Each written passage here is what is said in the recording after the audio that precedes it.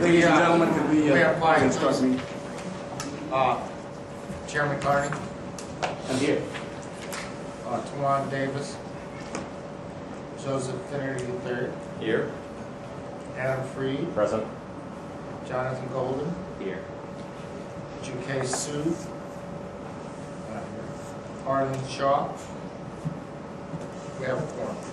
Thank you. Chairman. Thank you very much. I want to welcome the members of staff and our guests today to what is a deceptively brief agenda. It appears to be, but probably is not. We've just taken care of item number 1 on the agenda. We will move to item 2. You've all had a chance to review the minutes from the last meeting. Are there any revisions proposed, any changes, any questions? Hearing none, may I have a motion, please, to approve the minutes? Thank you very much, Adam. Is there a second? Second. John, thank you. All in favor? In favor, aye? Aye. The motion is passed unanimously. We move to item 3, which is a presentation of the fiscal year 2017 rate and billing policy proposal. And I gather that the Deputy Commissioner Waltz is going to give us the presentation. First Deputy Commissioner Stephen Lawrence. Morning, Mr. Chair. I think we should. Members. Steve, it's good to have you here. Thank you. Thank you. It's very familiar. It's good to be back. Thank you for giving us this opportunity to present DEP's proposal for the rate that will take effect on July 1st of this year for fiscal year 2017. Just a couple of words in advance. Those of you who have been coming here for a long time noticed new security arrangements out front. We were just as surprised as you were. We didn't ask for that. We didn't expect that that would be needed today. We also, Steve, have a new clock. Yes. It's a different location. Better than no. And then just want to also say that parts of this presentation might be rated PG for disturbing images. So, not that. But it's not news to anyone that water has been in the news lately. Not a day goes by without some news outlet carrying a story about Flint, Michigan. There are others that have been publicized, not as frequently. Instances of, failing infrastructure, water that is contaminated, and reports, in this case from an industry association representing the water industry, about the tremendous backlog of infrastructure investment needs across the country.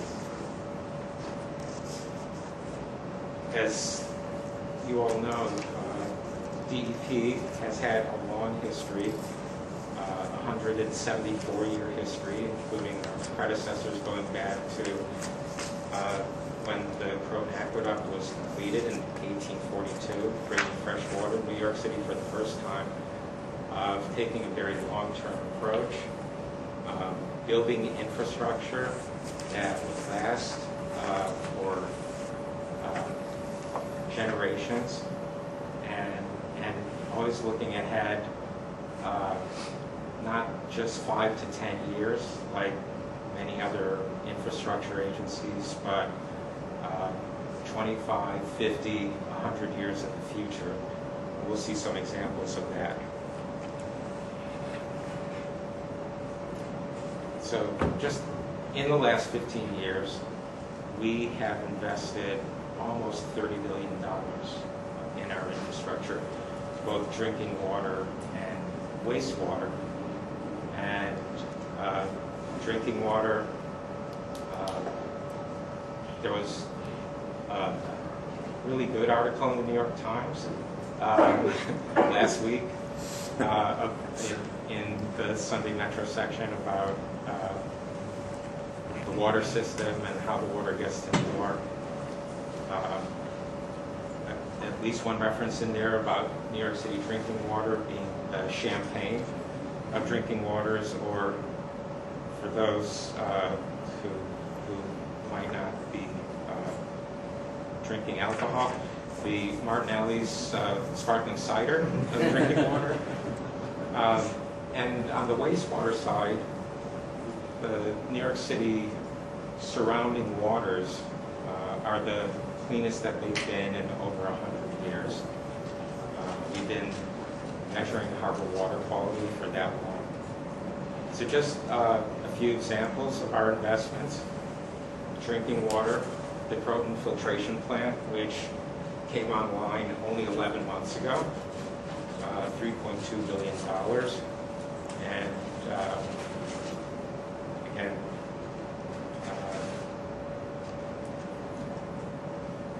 it's hard to see that that's even a filtration plant. It's built 10 stories underground in Bank Portland Park. And as part of our investment in this critical piece of drinking water infrastructure, we also committed to restore the golf driving range that we had to alienate for a period of years. And that's actually what you're seeing there is the driving range. The filtration plant is underneath. And so we learned from this, we not only build great tunnels and filtration plants and ultraviolet plants, wastewater treatment plants, we now know we're pretty good at building golf courses too, although I'm not sure we'll ever have a second opportunity to demonstrate that talent again.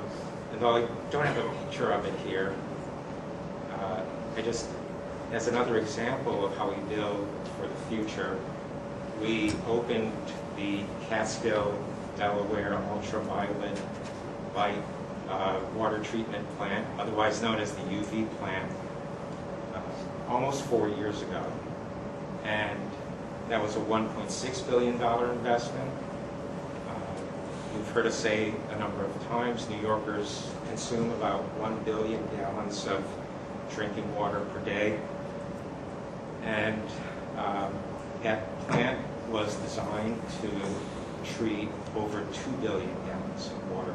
So we built it, again, to provide for growth in the city and to support our New York's nearly unquenchable thirst for generations to come. We also, up to this point, have invested $4.5 billion in City Water Tunnel number 3, and I'll have more to say about City Water Tunnel number 3 in a minute. On the wastewater treatment side, one of our flagship projects, the Newtown Creek Wastewater Treatment Plant, the city's largest.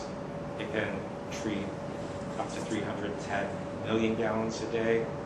It takes wastewater in from portions of 3 boroughs, Manhattan, Queens, and Brooklyn. And we completed, just in the last few years, a total rebuilding and upgrading of it to meet current regulations. We invested $5 billion in that. We also have completed 4 combined sewer overflow retention tanks around the city. This one, which was opened about in 2009, is the Flushing Creek CSO facility for nearly $300 million. Again, similar to the Croton filtration plant with the golf course on top, what you actually see here is a soccer field.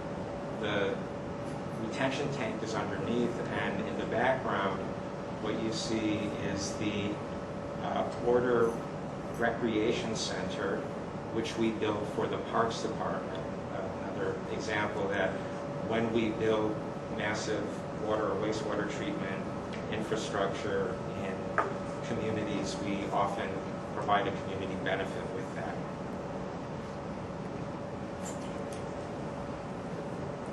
So much for our recent past investments. Looking forward, we have a 10-year capital program that is going to be investing nearly $17 billion over the next 10 years. So an average of about $1.7 billion a year, including continued investment in City Water Tunnel number 3. I think there might have been a news article or two in the last couple of days. I've heard. I don't know if anyone has seen it. So I want to say a few things about City Water Tunnel number 3. This $357 million investment is to, most of that is for the construction of 2 shafts in central Queens. The tunnel itself in Brooklyn, Queens is constructed, and 6 of the 8 shafts have been constructed. There are 2 more shafts to go, and work has continued.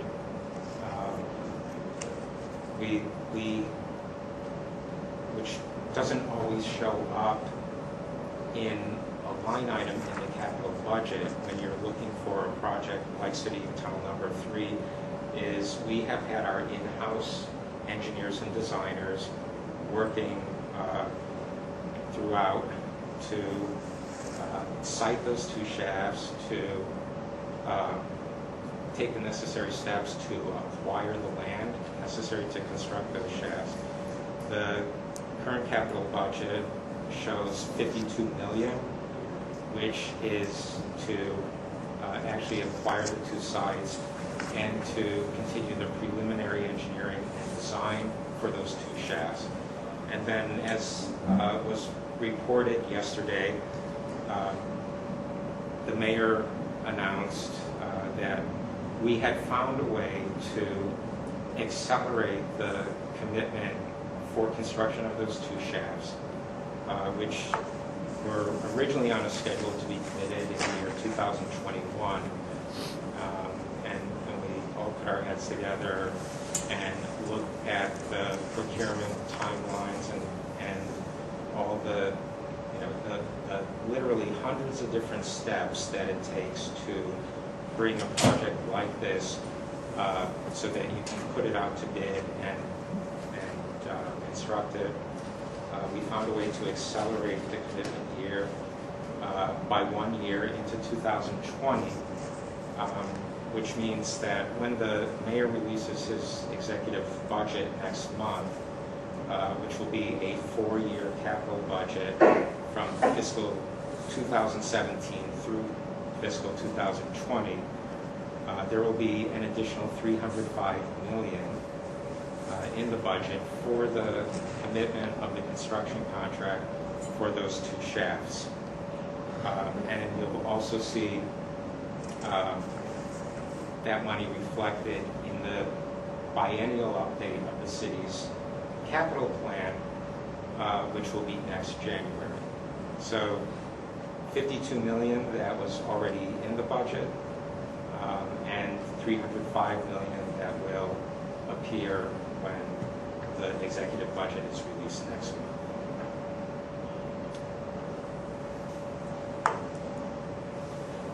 Repairing the Delaware Aqueduct, and again, because we're very concerned, and we always want redundancy in our infrastructure that transmits and transports the bulk of our drinking water. So when we discovered a leak in the Delaware Aqueduct, and we did years of investigation and testing, and we concluded that the best way to repair it was to build a new 2.5-mile bypass tunnel around the leaking portion of the Delaware Aqueduct, which carries 50% of the city's drinking water. And that project is underway. And some of you we appreciate that some of you took an interest and actually visited the site and descended into the shafts that were under construction. The shafts, both shafts on each side of the Hudson River are substantially complete, and the contractor for construction of the tunnel itself is mobilizing now, and construction will begin on that shortly.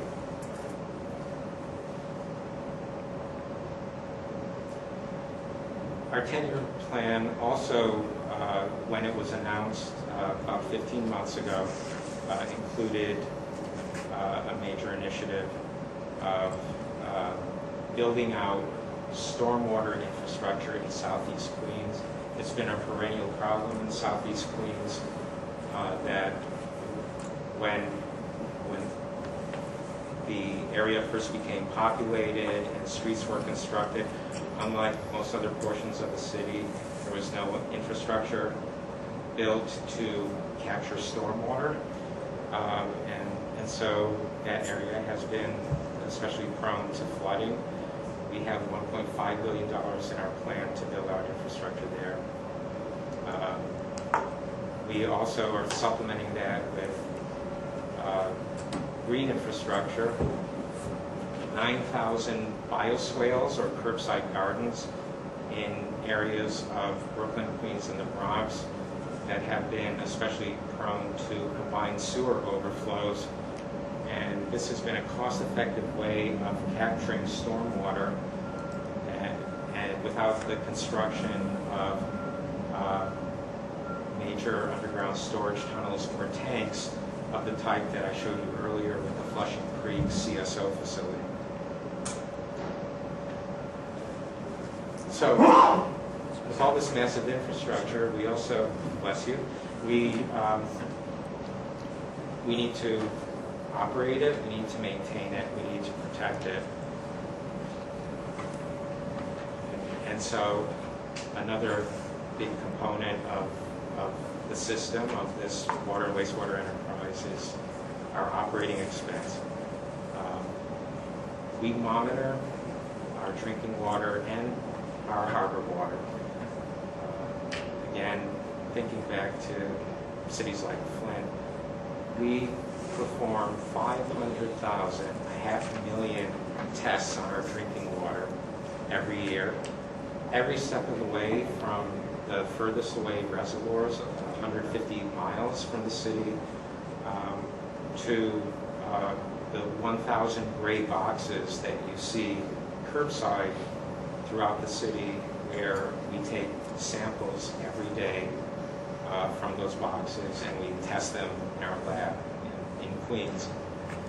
And on the wastewater side, we perform over 600,000 tests of harbor water quality. We take samples from the harbor water. We take samples of treated wastewater from each of our 14 wastewater treatment plants.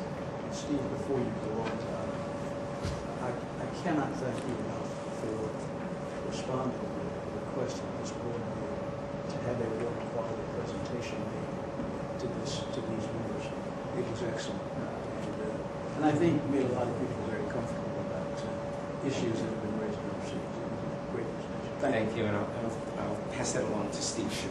Thank you.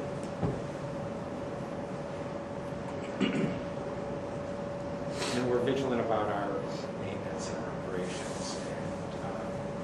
And this is just one example, which is confirmed sewer backups. We have had, over the last 5 years, about a 40% reduction in confirmed sewer backups because of our program to inspect and clean, and where necessary, replace our sewers.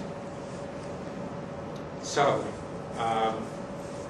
to support the investment in the infrastructure, our operations, our maintenance, our constant testing and monitoring of water quality, and to continue to roll out improvements to our customers, we are requesting a 2.1% increase in the rate. This shows the rates going back to 2000. This 2.1%, if the board adopts it, would be the lowest rate increase in 16 years. And some examples of what it means in real terms to real people. The price per gallon, and I just want to make sure that everyone understands what units we're looking at. So water, drinking water, and the treatment of wastewater, that combined price per gallon is going up 3/100ths of 1 cent. It's going from 1.32 cents per gallon to 1.35. What does it mean for the average single-family home? About a $23 increase in their annual water bill. About $1.85 a month, or again, to put it in some concrete terms, about what does the homeowner have to forego in order to pay that extra amount of water bill each month, about the price of purchasing 1 bottle of water from a deli.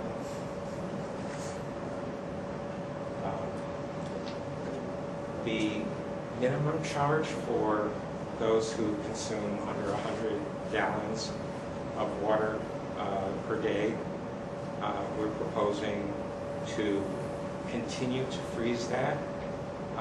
If the board adopts this, this will be the 4th consecutive year of the charge staying at $1.27 per day.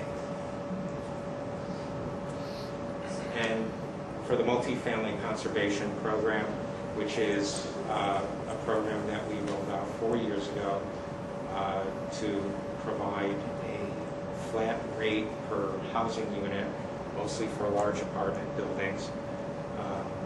The average, it'll go up by $21 a year. So I'm going to show you the chart that you've seen before, which looks at the major components of the cost of living in New York. And if you look from left to right, you'll see that in New York City, it comes as no surprise that every major component of cost of living is higher in New York City than it is in the rest of the country.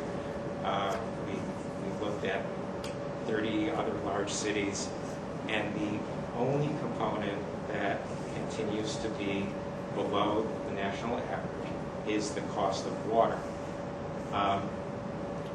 You may remember last year that we were 2% below the national average in the cost of water, or the price of water. We're now 4%. We've updated the national survey this year. And so what that says is we are, after a 4-year period that ended several years ago of double-digit rate increases, we are now raising our rates lower than the 30 other large cities are doing on average. Here's a chart that shows the 30 large cities. New York, I'm a little colorblind on this, but the greenish line, you can see we're still below the national average, going all the way to the right. At the extremes are Atlanta and Chicago, and Chicago has had a many-year history of having its general fund subsidize residential water rates. Atlanta, even though it's the highest one here, also has its wastewater rates partially subsidized by 1% out of Atlanta's sales tax is dedicated to wastewater treatment, I think specifically to combined sewer overflow abatement. Maybe we're replacing a water main up front.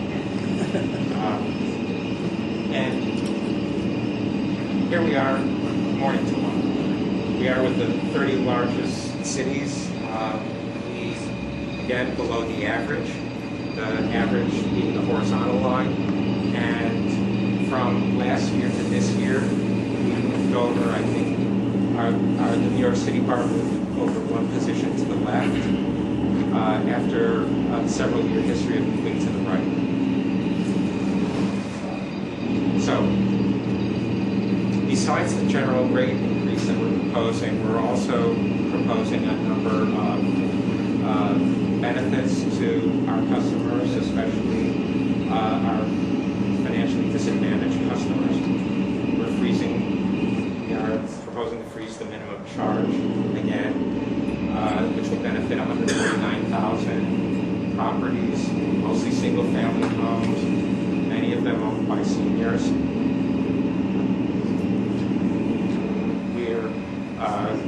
The board was good enough to approve the liberalization of the leak forgiveness program so that we could forgive what we call maintainable leaks, kitchen faucets, toilets, and that has benefited 5,300 customers at an average of over $1,000 per customer. The Service Line Protection Program, we have, and again, this has exceeded all of our expectations. We have 210,000 subscribers, and those who have needed repairs because they've subscribed to this program have collectively saved $50 million versus if they had to go out and hire a plumber or a contractor to repair their water or sewer service line. And our contractor for this, American Water Resources, has graciously not exercised the option they had in their contract to raise rates next year. They are freezing the rates. So the rates that our customers currently pay will remain in effect for next year. The Home Water Assistance Program, which we started 2 years ago, and with a population that was the recipients of the Home Energy Assistance Program, the federally subsidized Home Energy Assistance Program, over 12,000 recipients. Last year, the Water Board approved an expansion of that program to senior citizens who qualify for the senior citizen homeowner exemption and disabled homeowners who qualify for that property tax exemption. That expanded the population from 12,000 to 52,000. We are now proposing to further expand this to include senior citizens with incomes up to $50,000. The expansion that the board approved last year, because it was tied to the senior citizen homeowner exemption, that had an income limitation of $37,000. We're proposing to expand it to $50,000. This is a program which, if the board approves, we will conduct as we had with the previous population, in partnership with the city's Department of Finance. And if the board approves, eligible customers don't even have to apply for this. They will be automatically enrolled by us based on the list of qualifying homeowners that we get from the Department of Finance. We're introducing a brand new program this year.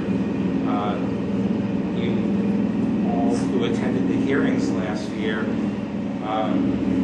heard a number of requests from advocates for the affordable housing community that we introduce a program to provide relief to affordable housing to enable it to continue to be affordable. And so we are introducing the multifamily water assistance program.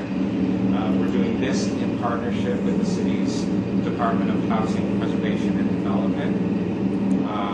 This is a program that will be offered to 40,000 units, that's 40,000 apartments of affordable housing.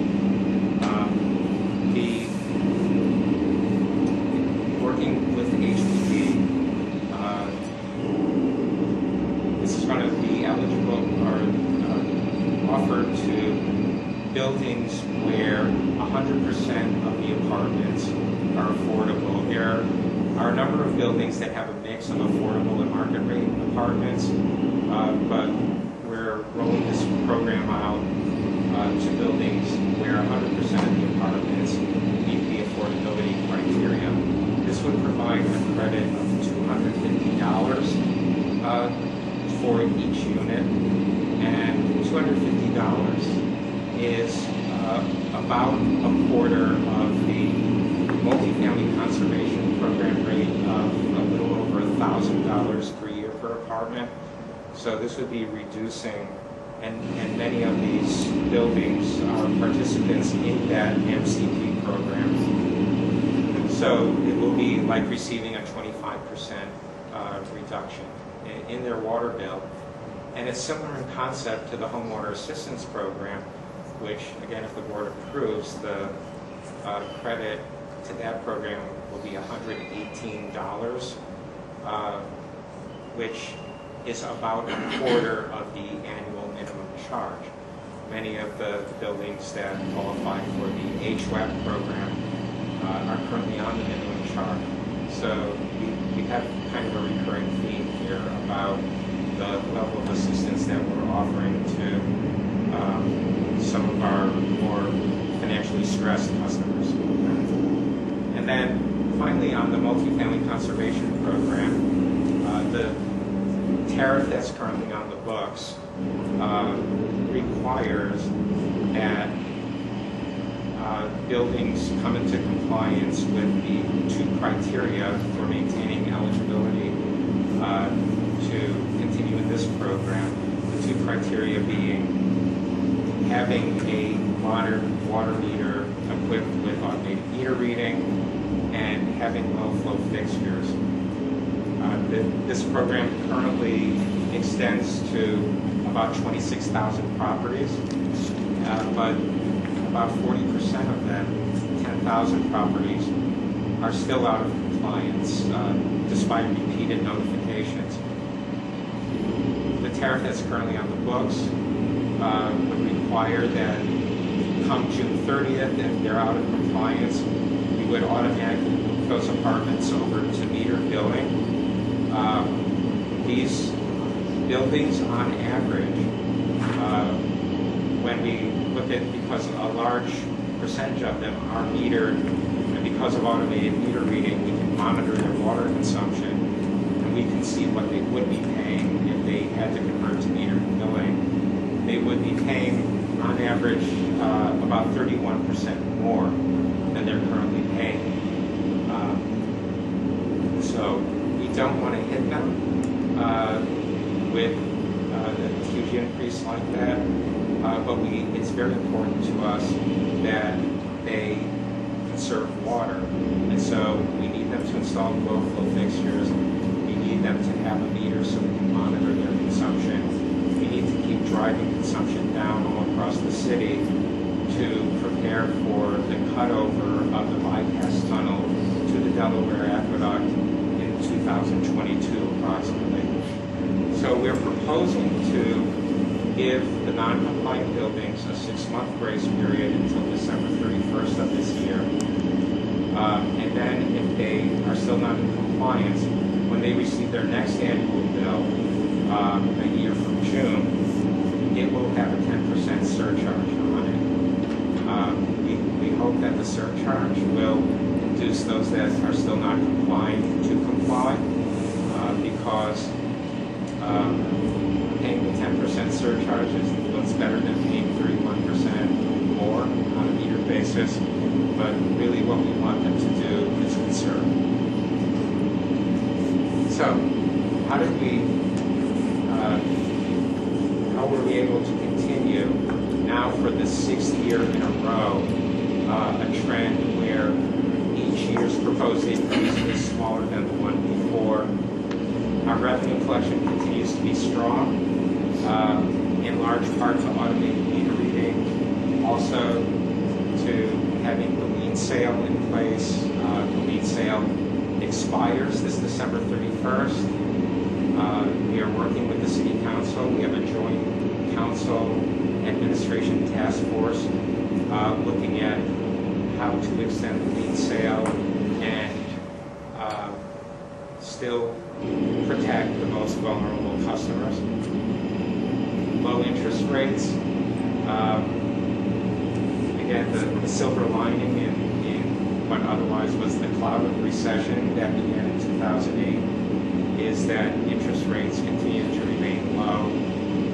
So we're saving already this year $121 million from continued low interest rates, and because of the diligence of the Water Finance Authority, and we have Tom Policelli, the Executive Director of the Water Finance Authority here, been very aggressively refinancing older debt that was at a higher interest rate, just like you would refinance your mortgage if you could, and also has been to the extent that we can retire higher rate debt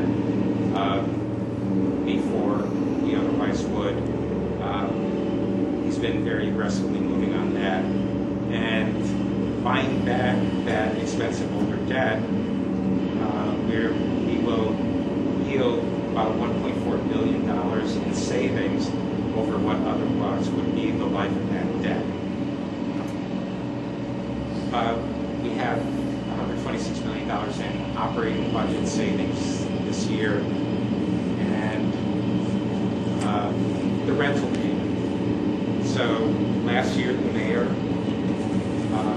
refunded 40% of the rental payment, which was $82 million, and the mayor committed that the reduction of the rental payment would continue with an additional 10% reduction each year. This coming year, he's going to return 50% of the rental payment, or actually reduce the rental payment by 50%. It would otherwise be a $244 million payment that we would make to the city's general fund. It will be reduced to $122 million. And again, that commitment will continue to next year when I or someone else stands here next year at this time. Then we'll be telling you that the rental payment is reduced by 60%. The following year, 70%, and so on, until it gets to 100%. You've seen this chart before. Always a concern that along with our investment, which we absolutely must make, comes the debt service, the principal and interest that we pay on our bonds. That continues to rise and will continue to rise. And debt service is, because of our massive investment program, as you can see on the pie chart, the single biggest piece of the water system pie. So just to summarize again, how we got to the 2.1% rate increase. If you look at our revenue need for this year, $3.7 billion, and you look at, we expect a consumption decrease. Again, we have a long-term trend of consumption decreasing around 1.5% each year, and so the combination of that, so that's, it's good news that consumption is decreasing, but with that 1.5% is, all other things being equal, 1.5% decline in revenues. Because of the programs that we just described to you, where we're providing assistance to affordable housing, to low-income homeowners, that is revenue that, while we received it this year, we don't expect to receive it next year. So that's the non-recurrent revenue. So if we were to keep the rates the same, we would be expecting to take in just under $3.6 billion, but we had shown that our revenue need for the coming year is $3.67 billion. The difference is $76 million, and so on a base of just under $3.7 billion, that's a 2.1% increase. And again, just to summarize, the lowest increase in 16 years. Sorry. Well, I guess before we get to that, hearings. As we do every year, we're going to conduct a public hearing in each of the 5 boroughs, starting May 5th and continuing through May 11th. The hearings will be held in the evening in 4 of the boroughs to accommodate people who work during the day and can only attend in the evening. The hearing in Manhattan will be in the middle of the day because the Manhattan hearings traditionally attract not so much individual homeowners or building owners, but they tend to attract more representatives of the affordable housing community, environmental advocates, and so on. So that will be held in the middle of the day.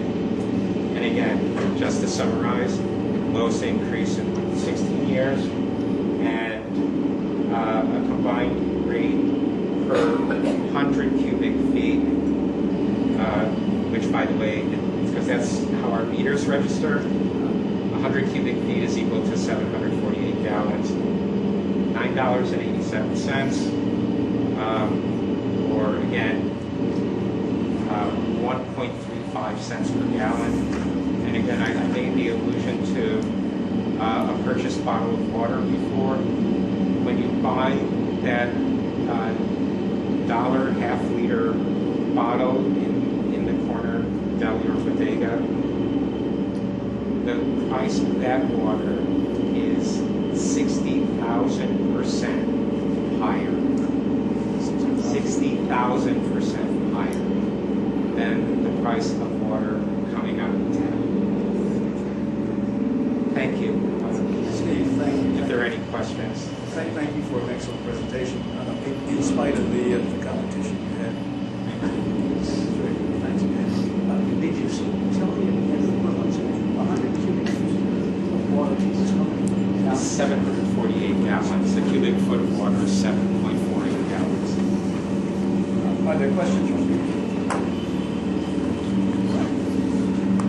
Okay. I would just say that I'd like to commend Steve and the board staff for listening to many of the comments we heard last year around the multifamily challenges that we do affordable housing and coming up with a proposal that addresses many of those issues. I appreciate that, and I know it's something that we discussed quite a bit at the hearings and the board meetings, so appreciate the attention to that follow-up. Thank you very much for your decision. I would like to add my appreciation to water board staff. They cope with a number of challenges this presents. Are there other matters to come before this board? Hearing none, may I have a motion please to adjourn? So moved. Joe, thank you. Is there a second? Second. Don, thank you very much. All in favor? Aye. Aye.